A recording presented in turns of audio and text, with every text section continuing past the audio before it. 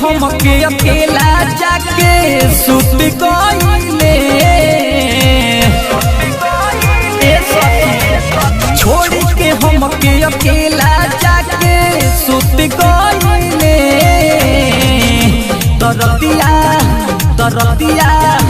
तरतिया चुमा नइखी दिहले तो सोया जी। अरे घुस गइले ये सखी। तरतिया चुमा नइखी दिहले पलंग घुस गइले। Music by Mukesh Chakiya.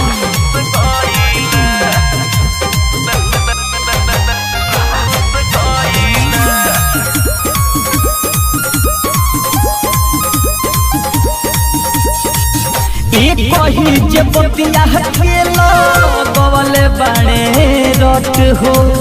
खइबो न कइले दिहले छिपुली पलट हो।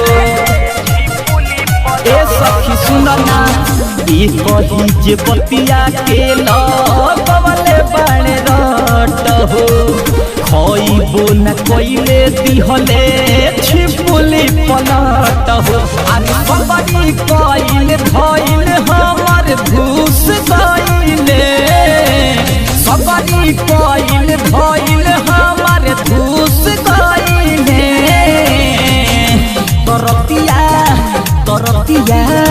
तरतिया चुमा नइखी दिहले बलमुआ। अरे दूसल बड़े ये सखी। तरतिया चुमा नइखी दिहले तो राजा जी घुस गइले।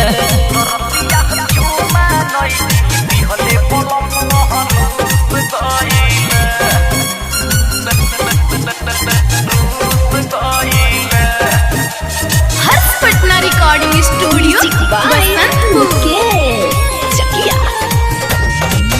हाथ चुकी गलती लगवले बाजार हो।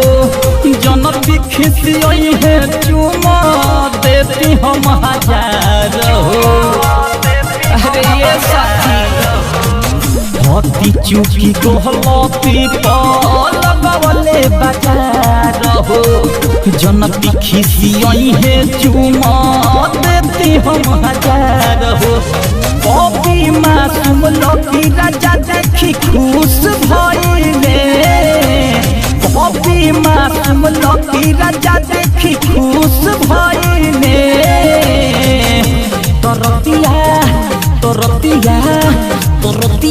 चुमा नइखी दिहले तो अरे वही खातिर रुसल बड़े हो। तरतिया चुमा नइखी दिहले करे जाजी घुस गइले। छोड़ के हमके अकेला जाके सुत गइले।